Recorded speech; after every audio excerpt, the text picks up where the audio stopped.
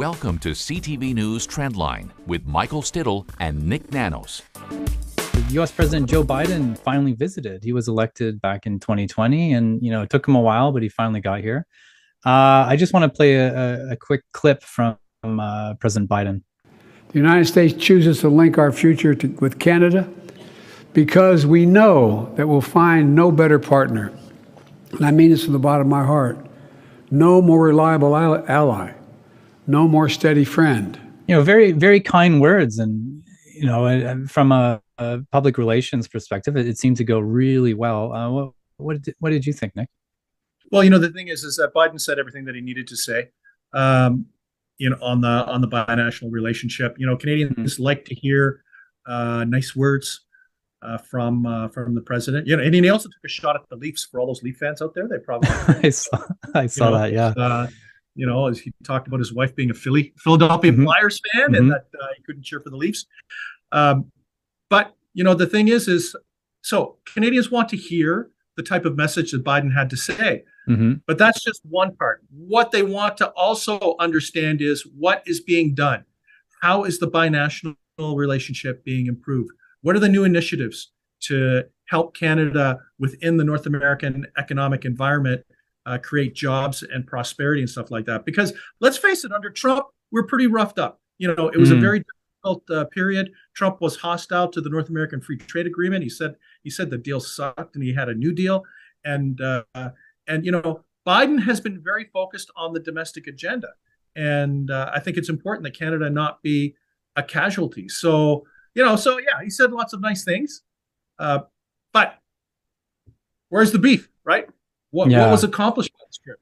And, showing up in 2023 after he's elected in 2020, the usual Canadian lore is that we are the first visit of the new president, whoever that person is, because we were such an easy lift and we're so close and we're so nice. It's easy. Nothing can ever go wrong. The guy's waited 3 years to show up. Like, come on, that's like, it's like a family get together, and, you've got a new partner, and, your partner doesn't meet your family for 3 years after you're married. Anyways, so I just think the words were very nice, but the actions could have been better in terms of a sooner trip and also something more specific. The words were very nice. I mean, he called us, no more, steady friend in Canada. But I want you to hear this clip, Nick. This is from U.S. President Joe Biden with his Australian counterpart. Listen to this. The United States has no closer or more reliable ally than Australia. Our nations have stood together for a long, long time. I don't know, Nick. I feel kind of jealous. Jealous? How about not special? Like it was a cut and paste job. Yeah. Cut and paste. He plagiarized his own speech. Not plagiarization, I guess, when it's your own work. But is he going around telling this to everybody? Like, does he go to Germany and say there's not a better ally than Germany? Does he go to the United Kingdom, say there's not a better ally than the United Kingdom? And, when I remember when Biden first said this to Australia, back in Canada, people was like, what's up with that? I thought we were special. Not so much.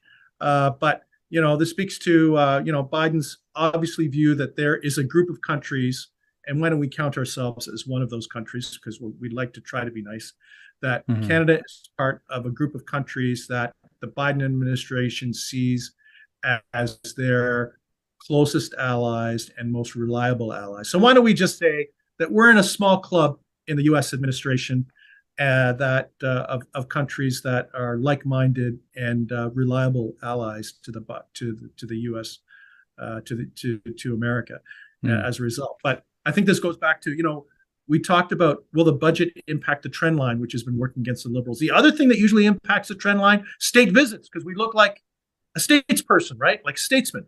And you'd think with the Liberals, and I'll tell you, it's no coincidence that the Biden visit and the budget are back to back, because when there are two events, sometimes they can disrupt the trend line. I didn't see anything in the Biden visit for Canadians to go, wow, that's fantastic. Other than Biden likes us. So I don't think there's going to be a bounce out of the Biden visit.